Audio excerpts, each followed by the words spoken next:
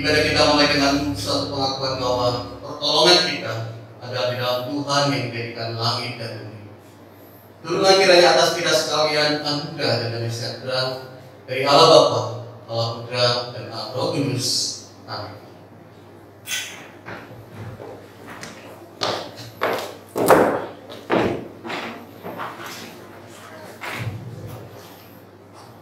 Bagimulah puji-pujian di Sion ya Allah. Berbahagialah orang yang Engkau pilih dan yang Engkau suruh mendekat untuk diam di pelataran-Mu. Kiranya kami menjadi kenyang dengan segala yang baik di rumah-Mu, di bait-Mu yang kudus. Mari kita semua nyatakan cinta kita pada Tuhan. Kita mau bersorak, kita mau pujikan. Yang cinta pada Tuhan datanglah. Yang cinta padanya datang bersoraklah, sehati memuji Dia, sehati memuji Dia, menghadap Padanya, menghadap Padanya. Kasih ujung kasih Dia, kasih yang menghadapi kami menuju Sion, Sion tidak ada. Yang mengenal Tuhan berdiamlah engkau. Yang mengenal Tuhan berdiamlah engkau.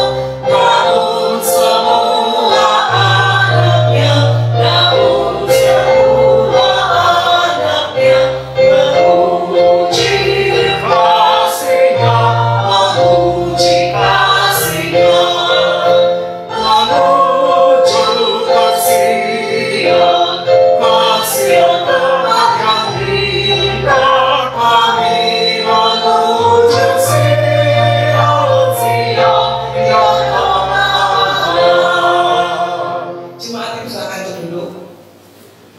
Baca pertama pada pagi ini diambil dari firman Tuhan 1 Korintus 12 ayat 4 sampai 11. Liturgis akan memulai terlebih dahulu, lalu jemaat ayat yang kita akan baca bersama-sama. Ada rupa-rupa karunia tetapi satu roh, Dan ada rupa-rupa pelayanan tetapi satu Tuhan. dan ada berbagai-bagai perbuatan ajaib, tetapi Allah adalah satu yang mengerjakan semuanya dalam semua orang. Tetapi pada tiap-tiap orang dikaruniakan pernyataan roh untuk kepentingan bersama. Sebab kepada yang seorang roh memberikan karunia untuk berkata-kata dengan hikmat, dan kepada yang lain roh yang sama memberikan karunia berkata-kata dengan pengetahuan. Kepada yang seorang roh yang sama memberikan iman, dan kepada yang lain Dia memberikan karunia untuk menyembuhkan. Kepada yang seorang roh memberikan kuasa untuk mengadakan mujizat, dan kepada yang lain Dia memberikan karunia untuk bernubuat, dan kepada yang lain lagi Dia memberikan karunia untuk membedakan bermacam-macam roh. Kepada yang seorang yang memberikan karunia untuk berkata-kata dengan bahasa roh, dan kepada yang lain Dia memberikan karunia untuk menafsirkan bahasa roh itu. Bersama-sama, tetapi semuanya ini dikerjakan oleh roh yang satu dan yang sama, yang memberikan karunia kepada tiap-tiap orang secara khusus seperti yang dikerjakannya. Kembali kita akan memuji Tuhan kita, Allah sumber rahmat. Ya, rahmatnya tidak pernah berhenti dalam hidup kita semua. Datanglah ya sumber rahmat. Datanglah ya sumber rahmat, selepaskan hatimu, menyanyikan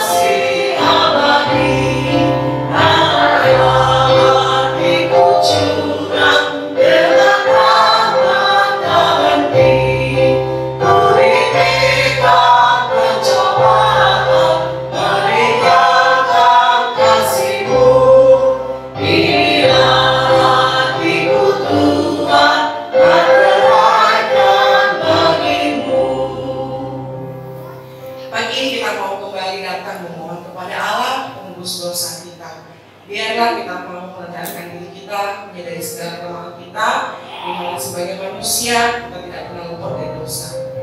Tetapi yang mengherankan, Dia menebus kita, tidak pernah berhenti mengampuni kita semua. Sungguh heran teman-teman.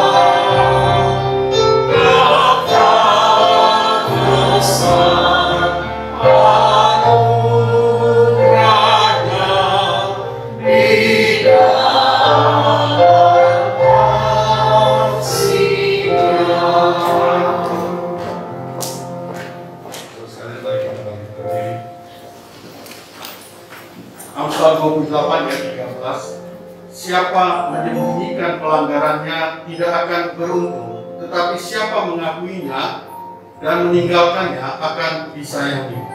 Mari saudara sekalian, kita datang di hadirat Tuhan, mengakui segala salah pelanggaran kita. Kita mohon Tuhan mengampuni dan menyucikan kita. Mari masing-masing pribadi berdoa.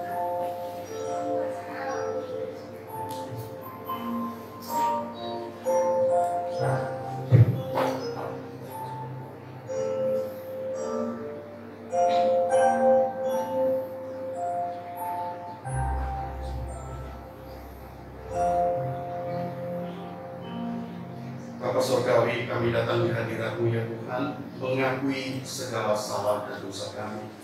Karena kami orang-orang percaya, kami gagal hidup di dalam firman, kami gagal melakukan kehendak-Mu.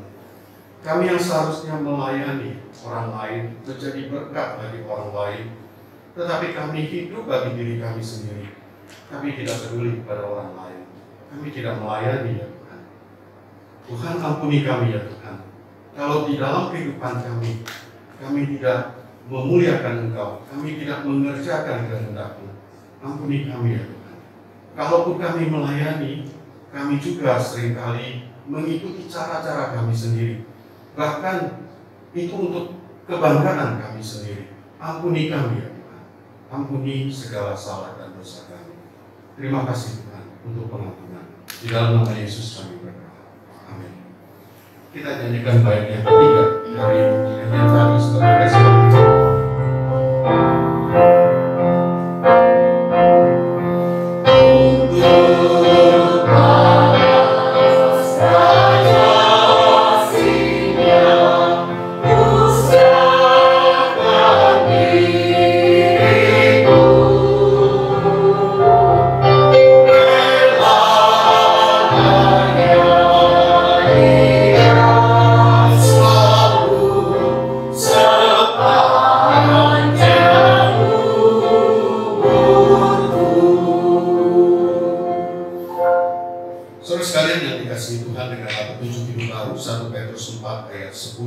Layanilah seorang akan yang lain sesuai dengan karunia yang telah diperoleh tiap-tiap orang sebagai pengurus yang baik dari kasih karunia Allah.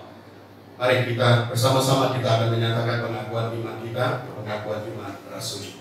Aku percaya kepada Allah, Bapa yang Maha Kuasa, Halik langit dan bumi, dan kepada Yesus Kristus, Anak yang tunggal Tuhan kita, yang dikandung daripada Roh Kudus, lahir dari anak darah Maria, yang menderita sengsara di bawah pemerintahan Pontius Pilatus, disalibkan, mati dan dikuburkan, turun ke dalam kerajaan maut. Pada hari yang ketiga, bangkit pula dari antara orang mati, naik ke surga, duduk di sebelah kanan Allah, Bapa yang Maha Kuasa, dan dari sana Ia akan datang untuk seperti ini orang yang hidup dan yang mati. Aku percaya kepada Roh Kudus, gereja yang kudus dan taat, persekutuan orang kudus, pengampunan dosa, kebangkitan tubuh dan hidup yang kekal. Amin. Silakan duduk, saudara sekalian.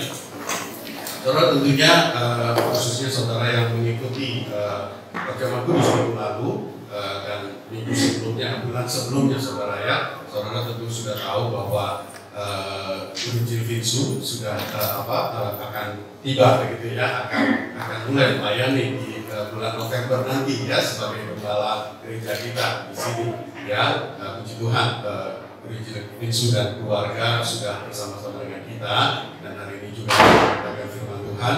Ya, mari kita sambut contoh Vinsu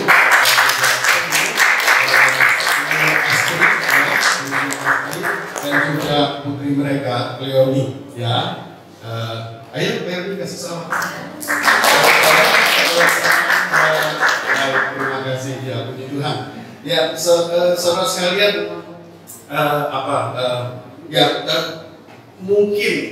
mungkin nanti akan misalnya begitu ya, ada perubahan-perubahan. Jangan berpikir, kok ini jadi berubah. Tidak ada yang berubah, saudara ya. Segala sesuatu itu kita harus selalu siap dengan perkembangan begitu ya. Tentunya usia kami berpaut cukup jauh. Tentunya yang muda punya semangat yang lebih atau punya ide-ide yang lebih maju gitu ya, yang lebih dinamis gitu ya. Jadi ya saya yakin kalian terutama yang muda-muda akan lebih cocok gitu ya, akan lebih sesuai begitu ya. Baik, sekali lagi kita sambut gembala kita nanti dengan tepuk tangan yang meriah. Baik, saudara, kita melihat bahwa angka kasus-kasus COVID itu sudah mulai menurun, sudah melandai. Jadi kita akan mulai mengadakan kebaktian doa di onsite ya, mulai Rabu ini. Ya, jadi saudara perhatikan, silakan saudara bisa datang jam 6.30 ya, kebaktian doa. Contoh Vinsu nanti akan menyampaikan firman Tuhan ya. Saudara, karena kita memang ada keterbatasan SDM saudara ya, jadi kita tidak bisa menyiapkan online-nya video buat video streamingnya begitu ya. Sehingga nanti kebaktian doa kalau saudara yang tidak mengikuti onsite akan mengikuti online, terpaksa tidak bisa mengikuti video streaming dari gereja kita sendiri ya. Saudara bisa mengikuti video streaming dan online streaming dari GKI Citra ya, setiap Rabu jam 7 ya. Jadi beda sedikit jamnya. Kalau kita jam 6.30, di Citra itu jam 7. Jadi perhatikan jamnya saudara ya. Silakan saudara yang mau mengikuti online, saudara bisa mengikutinya di GKI Citra. Baik, saudara, kemudian Komisi Wanita diadakan Jumat ini tanggal 15 mengundang semua kaum ibu ya. Yang gadis juga nggak apa-apa datang ya. Yang semua wanita lah ya, wanita dewasa ya. Silakan datang jam 5 sore ya. Kemudian mengingatkan juga untuk ibadah sekolah minggu, saudara ya. Kita masih ada ibadah sekolah minggu loh, walaupun nggak onsite ya, tapi online itu juga ada. Silakan saudara mengikutinya, membawa anak-anaknya untuk mengikuti, gitu ya. Saudara, anak-anak itu tidak dengan sendirinya punya hati untuk mengikuti. Ya, saudara sebagai orang tua yang harus menuntun mereka, membimbing mereka. Baik, jemaat yang berulang tahun ada di sini, Pak Iwan, ya, tanggal 29 September, ya, karena 3 Oktober kemarin kita tidak bersama-sama, begitu ya. Tanggal 29 September, selamat ulang tahun Pak Iwan, ya, dan juga Ibu Afa, tanggal 1 Oktober, dan juga Nancy hari ini, ya, 10 Oktober. Tuhan memberkati, ya.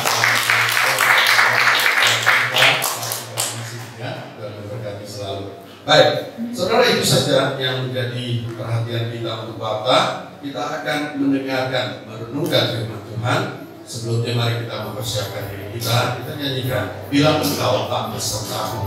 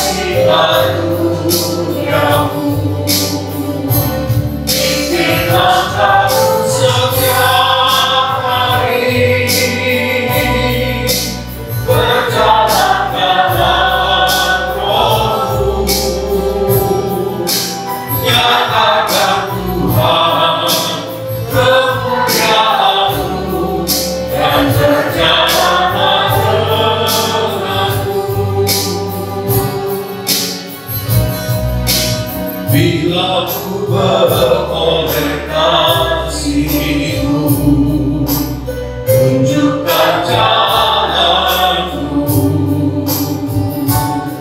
Suatu rindu hidup dalam terang-Mu, sepanjang hari bimbing aku. Bila Engkau tak besertaku, Kau berikan berjalan.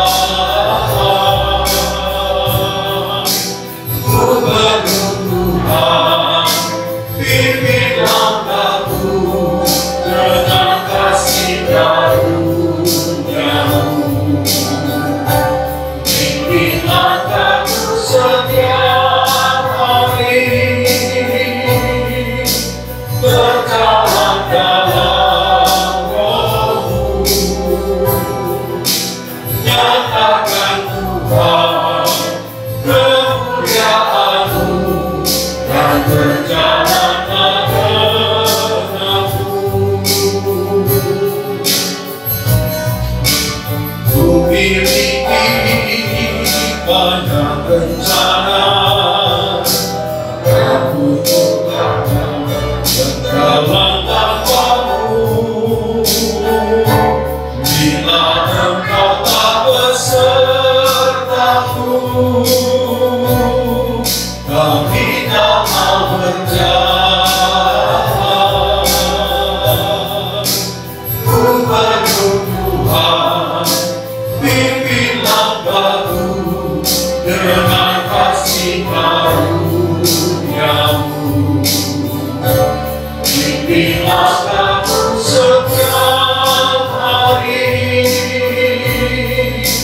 berjalan dalam Roh-Mu.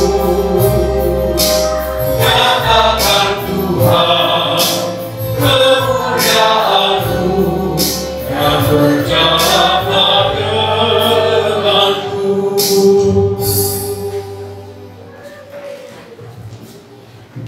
Mari Bapak Ibu kita berdoa ya.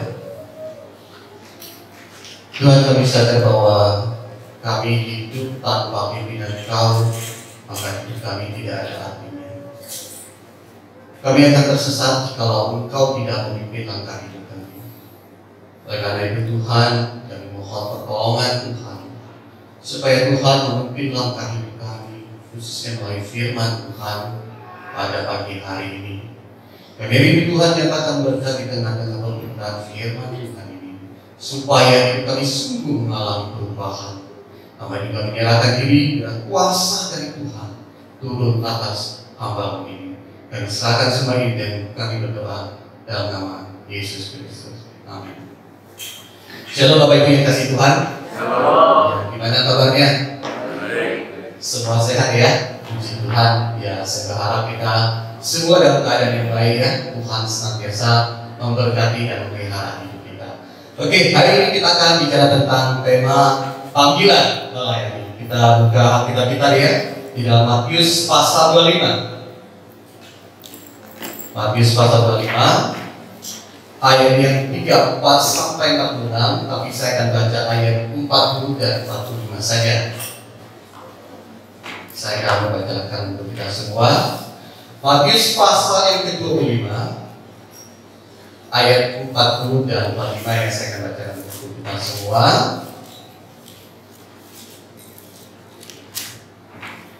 Dikatakan begini firman Tuhan. Dan raja itu akan menjawab mereka, Aku berkata kepadamu, sesungguhnya segala sesuatu yang kamu lakukan untuk salah seorang dari saudaraku yang paling hina ini, kamu telah melakukannya untuk aku. Kemudian lanjut ayat yang ke-45. Maka ia akan menjawab mereka, Aku berkata kepadamu, sesungguhnya segala sesuatu yang tidak kamu lakukan untuk salah seorang dari yang paling hina ini, kamu tidak melakukannya juga untuk aku. Oke, Bapak Ibu yang dikasihi oleh Tuhan, di dalam hidup ini seringkali kita manusia hanya melihat sesuatu yang kita lihat dan kita menilai berdasarkan kacamata kita. Jadi kita melihat sesuatu ya berdasarkan apa yang kita lihat dan kita menilai ya seperti itu. Jadi kita jangan sekali menilai bahwa apa yang kita lihat itu melampaui apa yang kita lihat itu. Betul apa enggak? Contohnya gini, satu lukisan. Bisa kita tolong itu, ini dia ya, satu lukisan. Nah, ini lukisan yang dilukis oleh William Corning ya. Nah, menurut Bapak Ibu, lukisan ini bagus atau enggak? Ini lukisan abstrak ya. Nah, mungkin sebagian berpendapat, wah ini mah lukisan biasa-biasa aja sih, nggak ada artinya gitu ya. Tapi tahu nggak Bapak Ibu? Berapa nilai dari lukisan tersebut? Tahu? 4,2 triliun. Nilai yang sangat luar biasa. Kalau bagi kita ya ini lukisan yang ya biasa aja lah. Bagi kita mungkin nggak menarik. Tetapi bagi orang yang punya seni, ini sesuatu yang sangat bernilai. Makanya ada orang yang berani menghargai 4,2 triliun. Sangat luar biasa. Jadi dalam hidup ini kadang-kadang kita hanya menilai sesuatu yang kita lihat saja. Mungkin kita hanya menilai ini satu yang lukisan, ya biasa aja, ya cuma kanvas. Tapi ada orang menilai melampaui semua itu yang dilihat oleh dia, sehingga dia berani menghargai 4,2 triliun. Nah, itu pun sama juga di dalam kehidupan kita dalam melayani.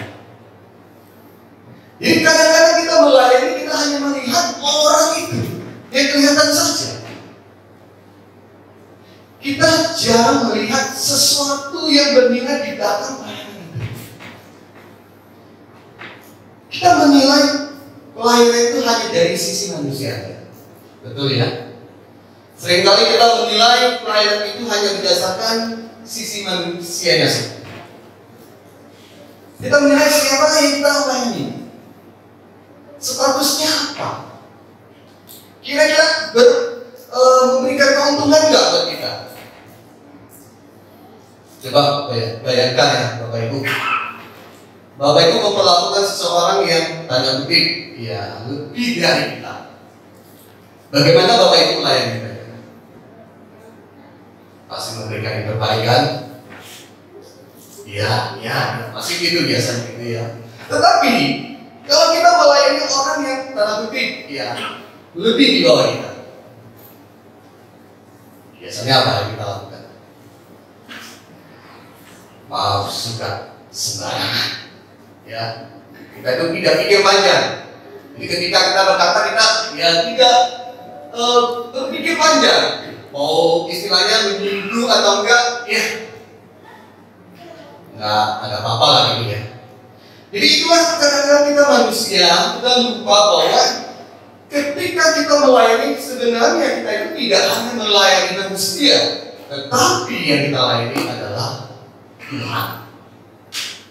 Maka sangat jelas sekali dalam Matius pasal 25 ayat yang ke-40 ini dan 45 ini dikatakan bahwa aku berkata kepadamu, sesungguhnya segala sesuatu yang kamu lakukan untuk salah seorang dari saudaraku yang paling hina ini, kamu telah melakukannya untuk aku. Ya, melakukannya untuk aku, untuk Tuhan. Kemudian ayat kelimanya dikatakan bahwa kalau kamu tidak melakukannya, kamu juga tidak melakukannya untuk aku. Ya, kita bisa melihat ya, sangat jelas sekali. Nah, kita akan belajar beberapa prinsip di dalam melayani dalam kehidupan kita sebagai orang Kristen. Kita akan melihat yang pertama, diberkati untuk melayani orang lain.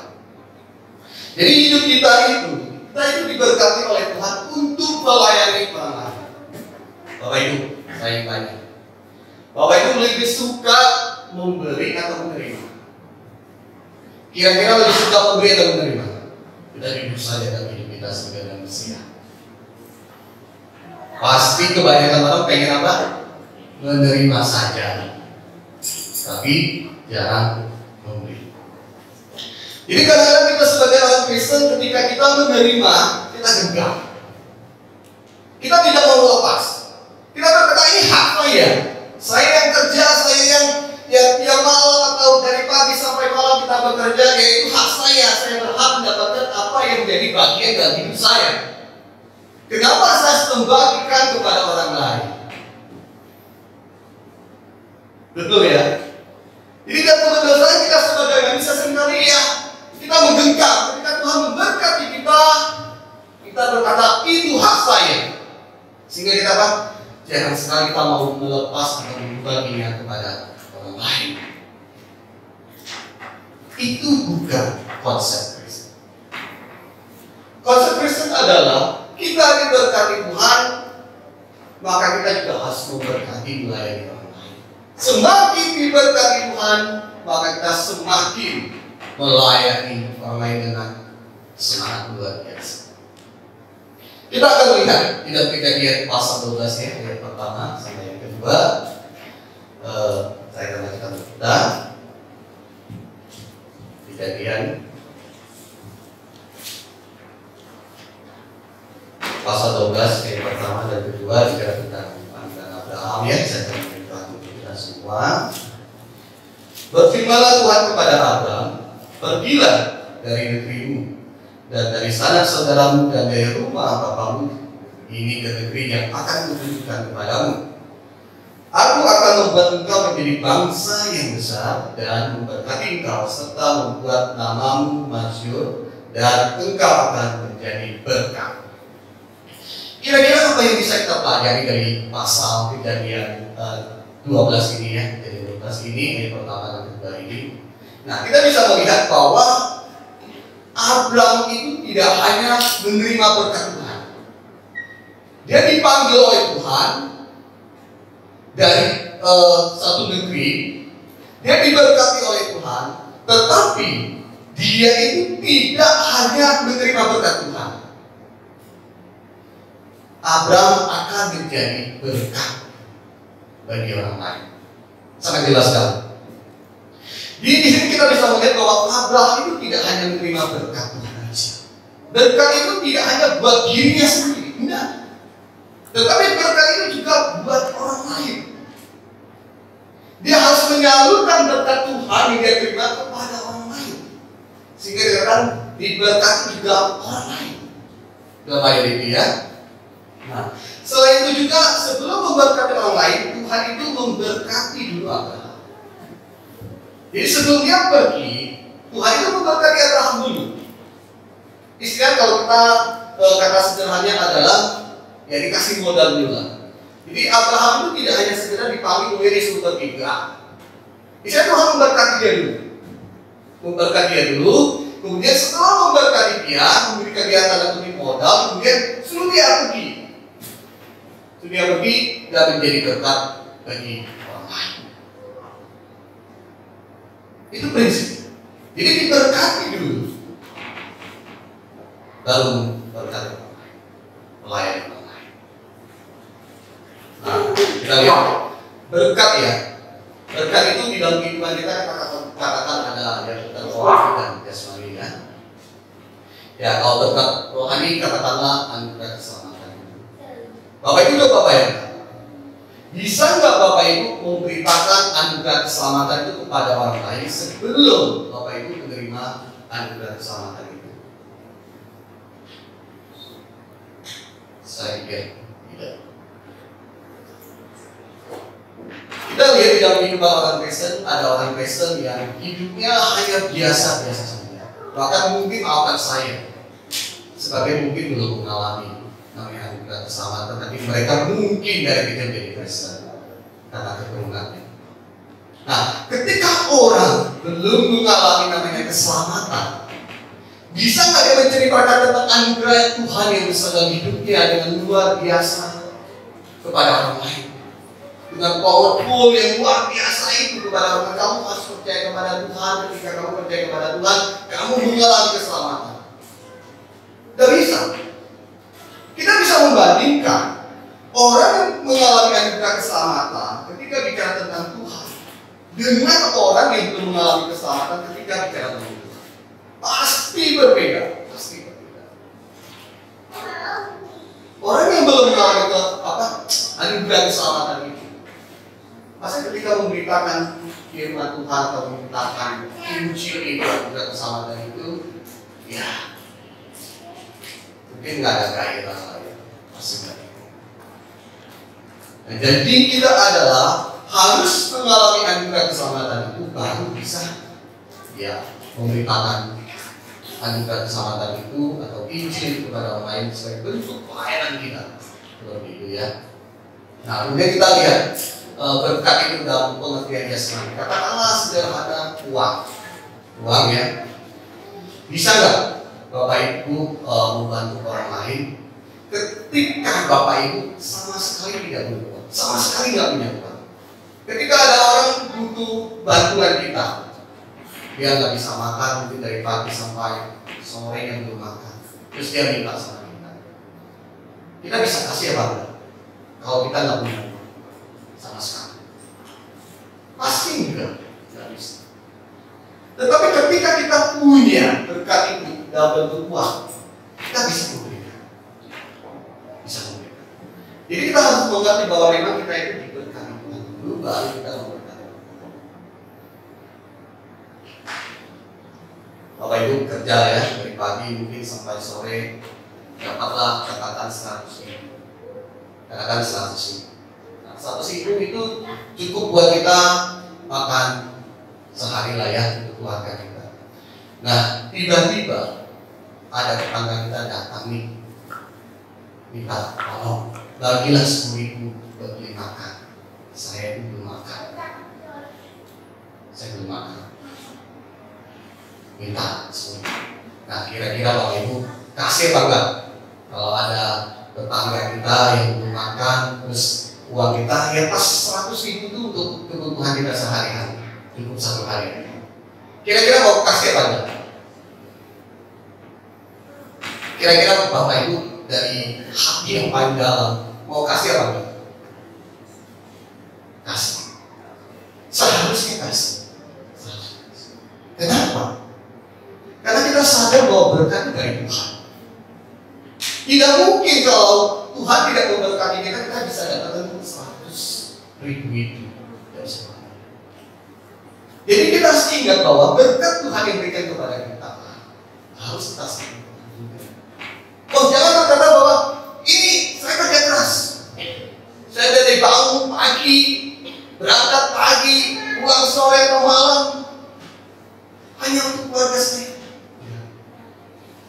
Kalau kita berpikir seperti itu, maka hati-hati. Itu berkat Tuhan. Berkat Tuhan itu tidak 100% adalah milik kita semua. Ada bagian Tuhan yang kita berikan kepada orang lain. Pasti seperti itu. Jadi ingat, kita diberkati oleh Tuhan, dan ingat orang lain juga. Kita semua berkati mereka, melayani mereka, supaya berkat yang turun di dalam hidup kita boleh disalurkan dengan baik kepada orang lain. Itu yang pertama. Yang kedua adalah melayani sesama manusia sama seperti melayani Tuhan. Ayat yang tadi kita baca di dalam Matius pasal 25 itu ya. Yang tadi sudah saya baca itu memberikan gambaran bahwa apa yang kita lakukan kepada sesama itu sama seperti kepada Tuhan. Dalam Matius yang tadi kita baca ya. Nah, di dalam perikop itu bicara tentang penghakiman pada akhir zaman. Dan digambarkan di situ ada dua kelompok. Kelompok pertama itu adalah orang percaya yang dikatakan yang di sebelah kanan sebagai orang percaya. Ya, Tuhan berkata, ketika aku lapar, kamu beri aku makan. Kemudian ketika aku haus, kamu beri aku minum. Ketika aku orang asing, kamu kasih rumah. Ketika aku telanjang, kamu kasih pakaian. Ketika aku sakit, kamu melawat saya. Ketika aku di penjara, kamu membesuk saya, kamu membunuh saya. Mereka bertanya, kapan Tuhan kami melakukan semua ini? Mereka juga kaget. Mereka kaget. Kapan kami melakukan semua ini? Tuhan katakan ketika kamu melakukannya kepada saudara yang pasti hina ini, kamu melakukan itu. Kemudian kelompok yang kedua ya, katakan juga yang sebelah kirinya itu gambarkan orang yang tidak percaya. Kelompok yang kedua dikatakan, Tuhan berkata ketika aku lapar, kamu tidak kasih makan. Ketika aku haus, kamu tidak kasih minum. Ketika aku orang asing, kamu tidak memberikan upah. Ketika aku telanjang, kamu tidak memberikan pakaian. Ketika aku sakit, kamu tidak tolong saya. Ketika aku di penjara, kamu tidak mengunjungi saya. Mereka juga kaget. Kapan Tuhan kami melihat engkau lapar, melihat engkau haus, melihat engkau sakit, melihat engkau di penjara, melihat engkau tidak punya pakaian? Mereka juga bingung. Tuhan menjawab, ketika kamu tidak melakukannya untuk saudaraku yang paling lainnya, kamu tidak melakukannya. Jadi kita sudah melihat dua kelompok orang tersebut, baik orang percaya maupun orang tidak percaya. Mereka tidak sadar bahwa kalau mereka melayani sesama mereka itu tidak melayani Tuhan. Jadi mereka hanya berpikir, ya kelihatan itu aja, yang dilihat sebagai ya manusiawi aja. Jadi ketika mereka kasih makan itu hanya untuk manusia aja. Tapi Tuhan berkata enggak. Kalau kamu lakukannya untuk manusia, kamu lakukannya untuk Tuhan juga. Nah, ini yang seringkali dilupakan oleh manusia. Dilupakan oleh manusia. Jadi pada umumnya manusia itu lupa bahwa ketika mereka melayani manusia, mereka itu melayani Tuhan. Yang tadi kita katakan. Oleh karena itu, hari ini kita belajar bahwa ketika kita melayani manusia, kita juga melayani Tuhan. Kita harus melihat jauh melampaui apa yang kita lakukan saat ini. Jadi jangan kita berpikir, wah ada orang yang mungkin di bawah level kita datang kepada kita minta bantuan kita. Oh tidak, katakan tidak. Karena mungkin kita menganggap orang ini dia tidak selevel kita. Ngapain saya harus bantu kamu? Orang ini tidak memberikan keuntungan buat saya, ngapain saya harus membantu kamu? Kita lupa bahwa ada Tuhan yang kita layani di semua itu. Jadi harus belajar bahwa yang kita layani itu Tuhan, bukan manusia. Jadi kita harus melihat bahwa di dalam hidup ini, ketika kita mempunyai hati melayani Tuhan, layanilah manusia. Jangan seringkali kita berkata, oh saya hidup bagi Tuhan, saya mau persembahkan hidup saya bagi Tuhan. Tetapi ketika kita melayani manusia, kita itu menolak manusia. Jangan seperti itu. Kenapa? Karena Yohanes berkata bahwa tidak mungkin kita yang tidak bisa melihat manusia Tuhan secara langsung, kita itu bisa melayani manusia. Yang tidak kelihatan itu aja. Kita seringkali istilahnya hati ini bisa tidak punya semangat untuk lain. Apalagi yang istilahnya yang kelihatan seperti itu, wah pasti kamu yang lain. Yang Tuhan aja kamu sebenarnya sembah-sembah, tapi seringkali kita tuh melupakan Tuhan. Apalagi manusia yang bagi kita mungkin kadang-kadang kalau yang di bawah kita ya kita mungkin tidak. Jadi Yohanes mengingatkan kita, tidak mungkin kita bisa mengasihi Allah yang tidak kelihatan, sedangkan yang kelihatan saja kita ini tidak mengasihi. Jelas sekali. Oh mungkin Ada yang bilang kalau kita layani sesama juga yang sakit hati. Bapak Ibu sering mengalami seperti itu. Kadang-kadang kita, waduh, ketemu si A, kok rasanya hati ini sakit. Mungkin pernah dikecewakan, mungkin pernah dibohongi. Dia rasanya gimana ya melayani orang yang seperti itu? Seperti itu seringkali kita alami. Tapi ingat, di dalam Kolose pasal 3 ayat 23 dikatakan, apapun juga yang kamu perbuat, perbuatlah dengan segenap hatimu, seperti untuk Tuhan, bukan untuk manusia. Sekali ingat, apa yang kamu perbuat itu untuk Tuhan, bukan untuk manusia.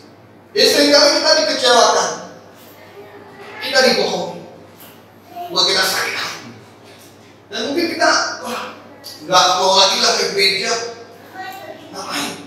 Saya dikecewakan. Bapak Ibu yang kasih Tuhan, saya ingin katakan, jangan pernah membuat kita itu kedol melayani Tuhan, melayani orang lain karena apa? Kecewa, sakit hati. Karena yang kita layani bukan manusia, Tuhan.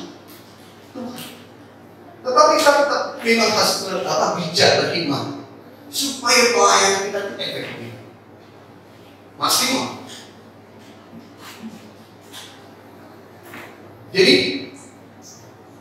kita tetap melakukan satu kebaikan, pelayanan kepada orang lain, walaupun mungkin kita mengalami kecewa, dibohongi dan berbagai hal. Tapi semangat itu tidak boleh hilang dalam hidup kita. Itu yang harus dilakukan. Kemudian poin yang ketiga, Tuhan memberikan karunia kepada kita untuk melayani. Jadi kita akan melihat dalam Roma ya, Roma pasal 12 ayat ke-4 sampai ke-8. Saya akan bacakan untuk kita ya. Roma pasal 12 ayat 4 sampai ke-8 katakan begini. Sebab sama seperti pada satu tubuh kita mempunyai banyak anggota, tetapi tidak semua anggota itu mempunyai tugas yang sama. Demikian juga kita, walaupun banyak, ada satu tubuh di dalam Kristus, tetapi kita masing-masing adalah anggota yang seorang terhadap yang lain. Demikianlah kita mempunyai karunia yang berlain-lainan menurut kasih karunia yang dianugerahkan kepada kita. Jika karunia itu adalah untuk berbuat baiklah kita melakukannya sesuai dengan iman kita. Jika karunia yang untuk melayani, baiklah kita melayani. Jika karunia untuk mengajar, baiklah kita mengajar. Jika karunia untuk menasehati, baiklah kita menasehati. Siapa yang membagi-bagikan sesuatu, hendaklah dia melakukannya dengan hati yang ikhlas. Siapa yang memberi pimpinan, hendaklah dia melakukannya dengan rajin. Siapa yang menunjukkan kemurahan, hendaklah dia melakukannya dengan sukacita. Jadi setiap orang percaya itu diberikan karunia oleh Tuhan. Dan karunia itu ada satu pemberian yang dikatakan anugerah Tuhan. Tuhan yang memberikan kepada setiap kita sebagai orang. Tetapi karunia itu juga bisa diminta. Kalau kita punya satu keinginan, misalkan kayak kita pengen nyanyi ya, kemudian kita merasa nggak pandai bernyanyi, ya berdoa kepada Tuhan supaya Tuhan memberikan karunia untuk kita supaya kita itu bisa melayani dalam misalkan dari WL atau sebagainya.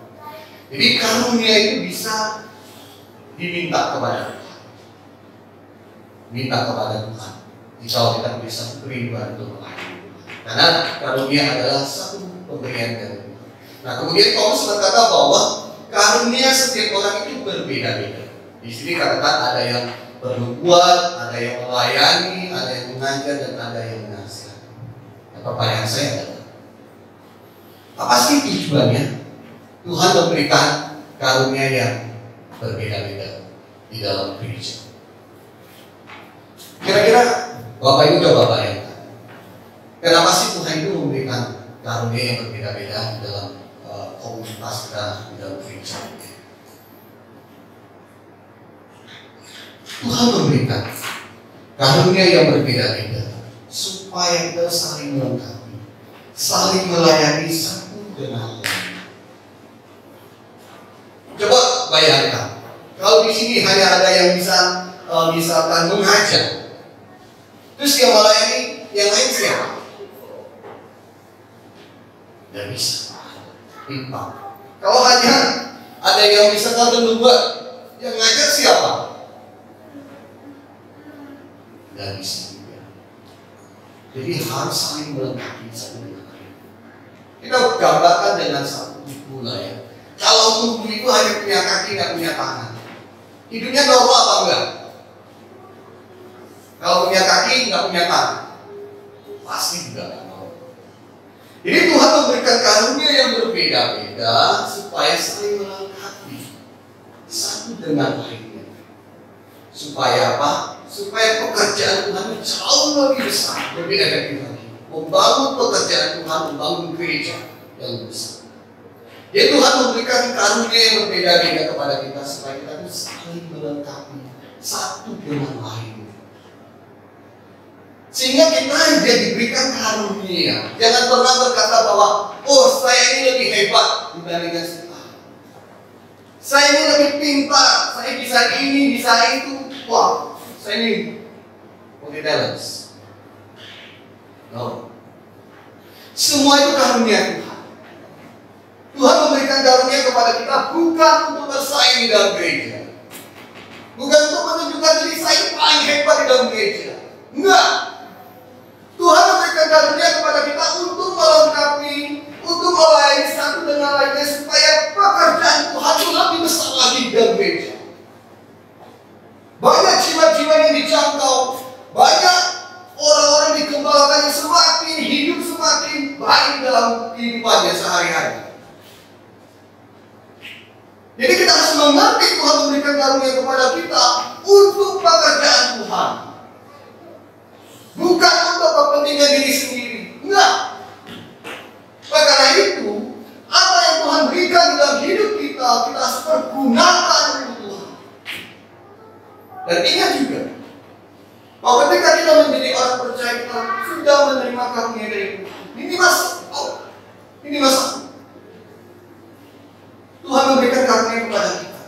Setiap orang pasti punya karunia. Dan kadang-kadang kalau misalnya ada hamba Tuhan ngajak, ayolah kita layani, yuk di gereja. Kadang-kadang orang suka bilang, wah saya nggak punya karunia, yang lain saja. Kalau menurut saya, orang ini sebenarnya bukan tidak punya karunia, tetapi beralasan. Sebenarnya dalam hatinya memang tidak mau melayani. Sehingga dia berkata, oh ya, yang lain saja lah. Jadi sebenarnya orang ini memang tidak punya hati. Kita sudah diberikan karunia oleh Tuhan. Dan karunia itu harus dipergunakan sebaik-baiknya untuk pekerjaan Tuhan. Melayani satu dengan lainnya, melengkapi di dalam pekerjaan Tuhan. Kalau karunia yang diberikan kepada kita tidak dipergunakan sebaik-baiknya, karunia itu bisa hilang. Kalau Bapak Ibu punya karunia, kalau Bapak Ibu tidak pergunakan, itu juga bisa diambil. Oleh karena itu, kita harus memanfaatkan, maksimalkan karunia yang Tuhan berikan kepada kita. Jadi Paulus katakan, ketika kita melayani, kita harus punya apa? Hati yang ikhlas, rajin, dan sebagainya. Tapi yang ikhlas itu artinya kita itu tidak punya motivasi yang apa. Jangan kita berpikir bahwa ketika kita melayani, kita mencari keuntungan atau kepentingan, mau dihargai dan sebagainya. Layanilah dengan hati yang tulus, hati yang ikhlas. Seperti Paulus katakan. Layanilah dengan apa? Dengan rajin. Ini ada semangat luar biasa. Karena Tuhan sudah memberikan anugerah keselamatan dan karunia kepada kita untuk pekerjaan kita. Harus dengan rajin. Kemudian apa? Dengan sukacita. Sukacita, walaupun dalam kondisi apapun dikecewakan, tetap melayani. Jangan pernah membiarkan kecewaan itu menghancurkan kerinduan kita melayani. Kita terus sukacita karena kita melayani. Karena itu pagi hari ini saya mendorong Bapak Ibu yang ada di tempat ini. Ayo kita semangat melayani. Tuhan sudah memberikan karunia kepada kita. Kita maksimalkan karunia Tuhan untuk pekerjaan Tuhan yang menjadi besar. Biarkan firman Tuhan pada hari ini mengingatkan kita kepada panggilan melayani. Kita melayani Tuhan, tapi kita juga melayani Tuhan. Yang pernah berkata, saya hanya melayani Tuhan tetapi tidak melayani Tuhan. Tidak mungkin. Karena itu, mari kita ambil satu. Saya mau melayani. Saya mau melayani. Bertekad demi mari kita.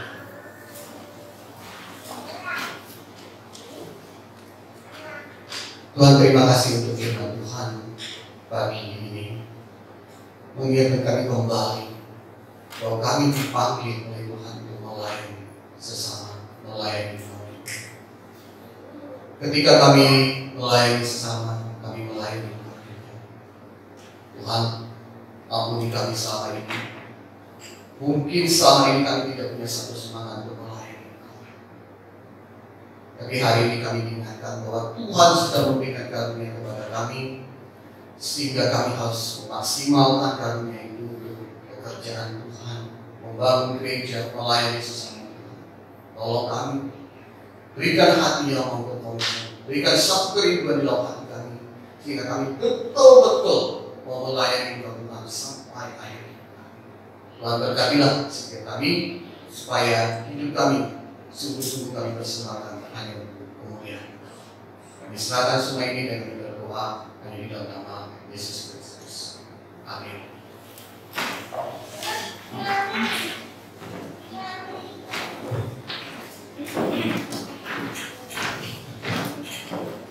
Terus sekalian mari kita responi firman Tuhan. Mari sambil nanti kita juga akan menyerahkan persembahan kita nyanyikan pakai hidupku.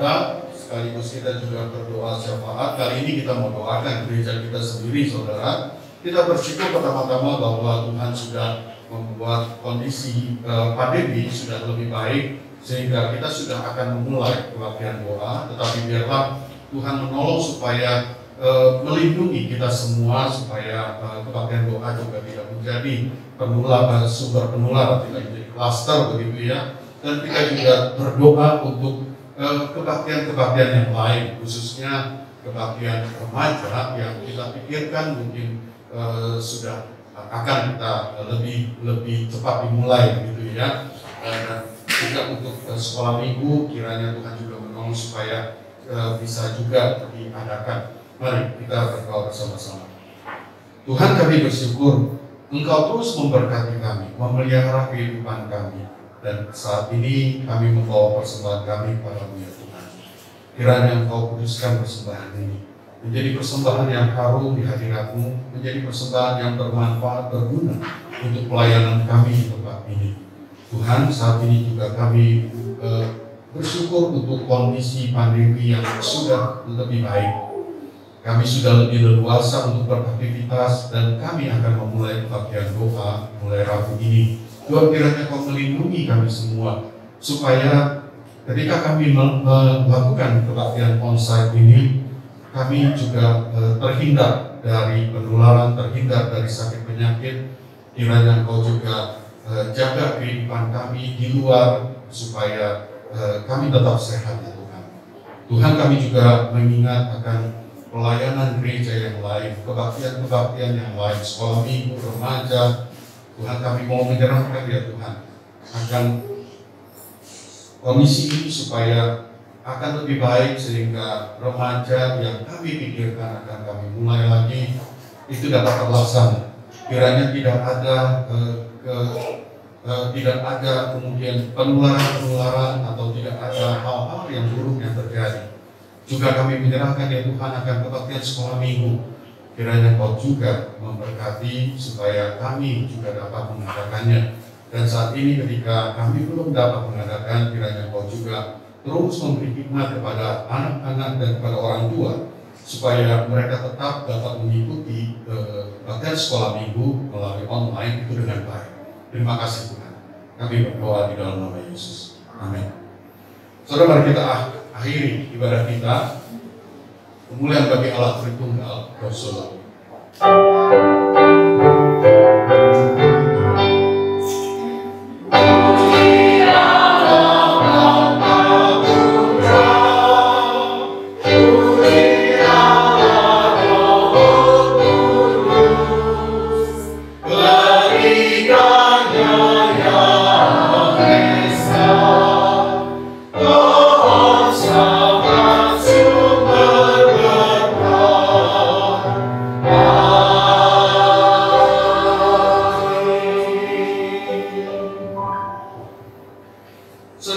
Kiranya firman boleh mengingatkan kita semua bahwa kita mendapat berkat untuk menjadi berkat.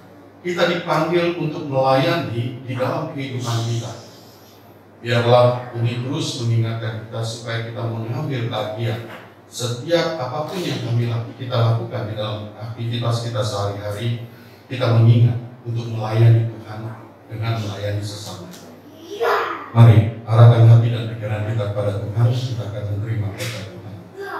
Kiranya kasih yang penuh rahmat dari Allah Bapa di dalam persekutuan dengan Yesus Kristus dan dengan Roh Kudus senantiasa memberkati kita, memberkati kehidupan kita, memberikan kita sukacita, damai sejahtera, dan memberikan kita hikmat dan kekuatan untuk selalu berada di dalam jalan Tuhan dan kita selalu melakukan firman Tuhan. Mulai sekarang sampai selama-lamanya. Amin.